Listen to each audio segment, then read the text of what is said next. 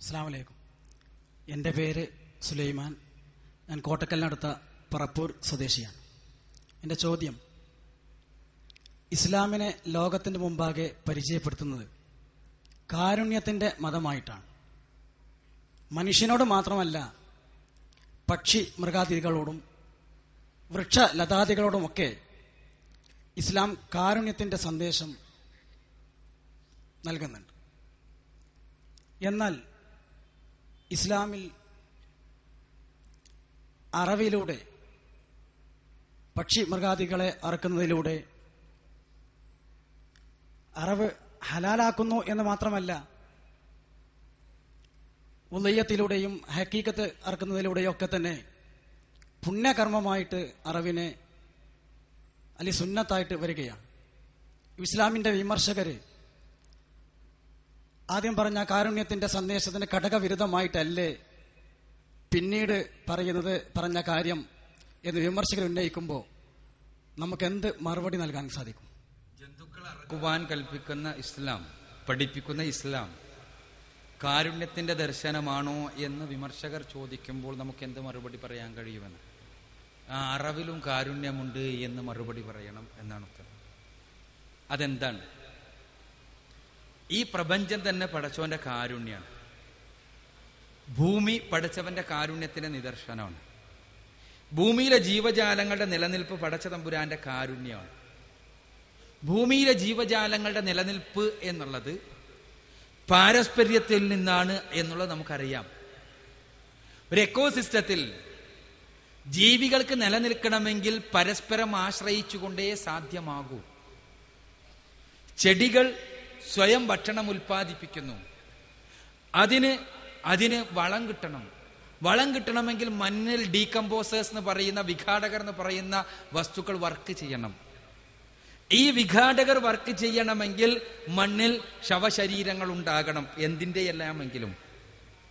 ആ ശവശരീരങ്ങളെ വിഘാടകർ വളമാക്കി തീർത്ത് ഈ സസ്യത്തിന് പറ്റിയ രൂപത്തിൽ കൊടുക്കുന്നു. ആ സസ്യത്തെ കഴിച്ചുകൊണ്ട് പ്രാഥമിക ഉപഭോക്താക്കൾ ജീവിക്കുന്നു, സസ്യഭുക്കുകൾ.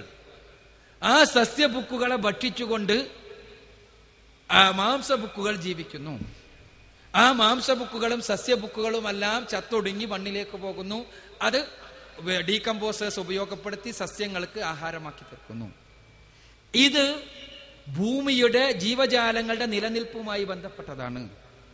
ഈ ജീവജാലങ്ങളുടെ നിലനിൽപ്പ് പടച്ച തമ്പുരാന്റെ സൃഷ്ടി വൈഭവമാണ് എന്നാണ് നമ്മൾ വിശ്വസിക്കുന്നത്.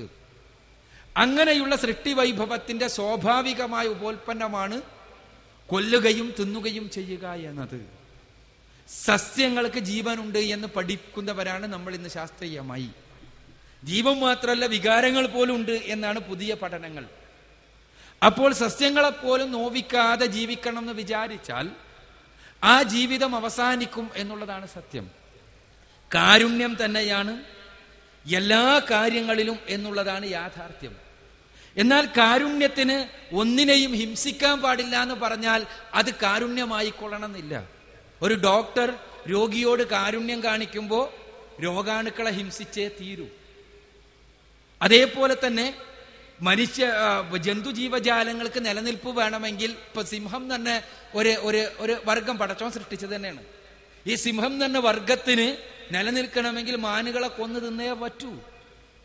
അതല്ലാതെ അവരോട് അഹിംസ പറഞ്ഞിട്ട് കാര്യമില്ല, അവരോട് സസ്യഭക്ഷണം തിന്നാൻ പറഞ്ഞിട്ടും കാര്യമില്ല. ഇനി സസ്യഭക്ഷണം എങ്ങനെയാണ് ഉന്നതാവണത്? നമുക്ക് ജീവൻ നഷ്ടപ്പെടുന്നത് കാണുന്നില്ലല്ലോ എന്നുള്ളതാണ്. അത് നമ്മുടെ സ്വാർത്ഥത. യഥാർത്ഥത്തിൽ ഓരോ കോശങ്ങൾക്കകത്തും ജീവനുണ്ട്. സസ്യങ്ങൾക്ക് വികാരം പോലുമുണ്ട്. സസ്യങ്ങൾ അവയുടെ കായ്കനികൾ എടുക്കുമ്പോൾ, അവയുടെ കമ്പുകൾക്ക് കേടുവരുത്തുമ്പോൾ ഈവൻ വൈകാരികമായി പ്രതികരിക്കുക പോലും ചെയ്യുന്നു എന്നാണ് പുതിയ പഠനങ്ങൾ വ്യക്തമാക്കുന്നത്. അപ്പൊ അങ്ങനെയാണെങ്കിൽ സസ്യങ്ങളെയും ഉപയോഗിക്കാൻ സാധ്യമല്ല എന്ന് വരും. അവിടെയാണ് ഇസ്ലാം പറയുക, പ്രകൃതിയിൽ എന്തൊക്കെ ഉപയോഗിക്കണമോ അത് പടച്ചോന്റെ നിർദ്ദേശപ്രകാരമാകണം. പടച്ചോ എന്ത് പറഞ്ഞോ അത് നിങ്ങൾ ഉപയോഗിച്ചോ. ആ ഉപയോഗിക്കുന്ന രംഗത്ത് പോലും കാരുണ്യം ഉണ്ടാകണം. കാരുണ്യം ആ ഉപയോഗിക്കുന്ന രംഗത്ത് പോലും ഉണ്ടാകണം. ഒരിക്കലും സസ്യങ്ങൾ അനാവശ്യമായി വെട്ടി നശിപ്പിച്ചുകൂടാ. സസ്യങ്ങൾ ഭക്ഷണ ആവശ്യത്തിന് വേണ്ടി നിങ്ങൾക്ക് ഉപയോഗിക്കാം. ആ സസ്യങ്ങളിൽ തന്നെ ഇന്നത് ഉപയോഗിക്കാം, ഇന്നത് ഉപയോഗിച്ചുകൂടാ. ജന്തുക്കളെ നിങ്ങൾക്ക് ഹിംസിക്കാം, പക്ഷേ ജന്തുവിന് പരമാവധി കുറച്ച് വേദന അനുഭവിപ്പിക്കണം. അതാണ് ഇസ്ലാമിന്റെ സ്ലോട്ടറിങ്, ഇസ്ലാമിന്റെ അറബ് സമ്പ്രദായത്തിന്റെ സവിശേഷത. പെട്ടെന്ന് തന്നെ മൂർച്ചയുള്ള കത്തി ഉപയോഗിച്ച് അതിന് തലച്ചോറുമായുള്ള വേദനയുടെ ബന്ധം അറുക്കുകയും അങ്ങനെ വേദന അനുഭവിക്കാത്തൊരവസ്ഥാവിശേഷം ജന്തുവിനെ സൃഷ്ടിക്കുകയും ചെയ്തതിനു ശേഷം അറക്കുക എന്നുള്ള ഇസ്ലാമിന്റെ രീതി. അതല്ലാതെ അടിച്ചോ ഇടിച്ചോ കൊല്ലല്ല. കഴുത്തിലെ തലച്ചോറുമായി വേദനയെ ബന്ധിപ്പിക്കുന്ന, വേദനയെ അനുഭവിപ്പിക്കുന്ന നാഡികൾ ആദ്യം മുറിച്ചു കളഞ്ഞിട്ട് പിന്നെ ജീവിയുടെ പൂർണ്ണ ജീവൻ എടുക്കുന്ന സമ്പ്രദായം. ഞാൻ ചുരുക്കത്തിൽ പറയുന്നത് ഇതാണ്. അപ്പൊ ആ രംഗത്ത് പോലും, അറുക്കുന്ന രംഗത്ത് പോലും കാരുണ്യം കാണാൻ കഴിയും.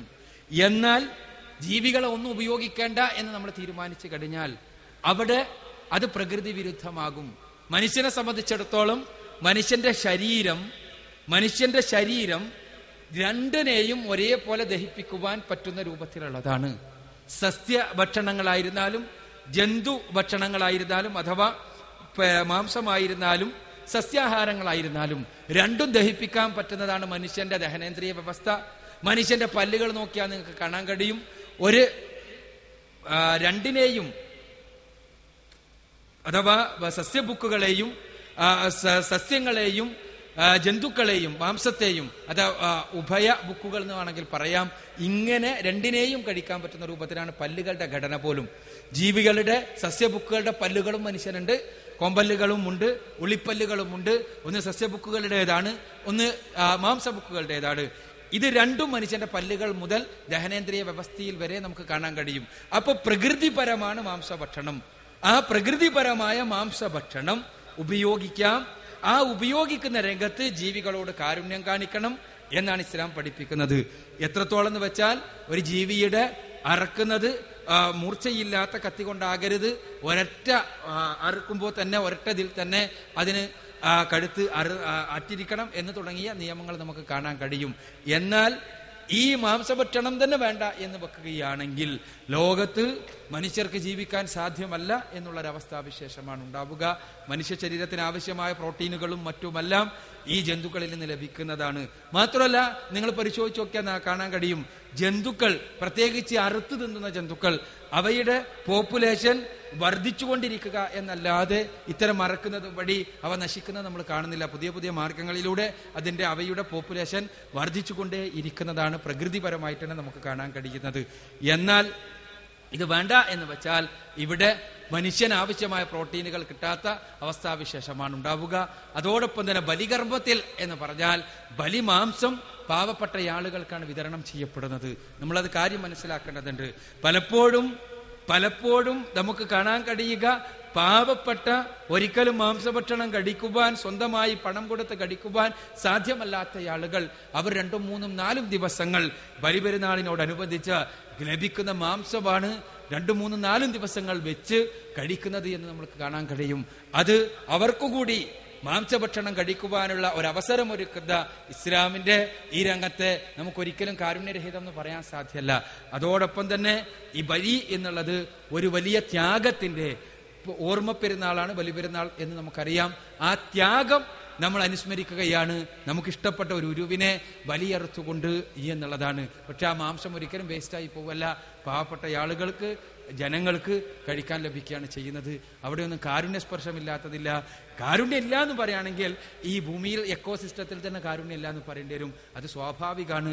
കൊന്നും തിന്നുമേ ഭൂമിയിലെ ജീവജാലങ്ങൾക്ക് നിലനിൽക്കാൻ സാധിക്കുകയുള്ളൂ.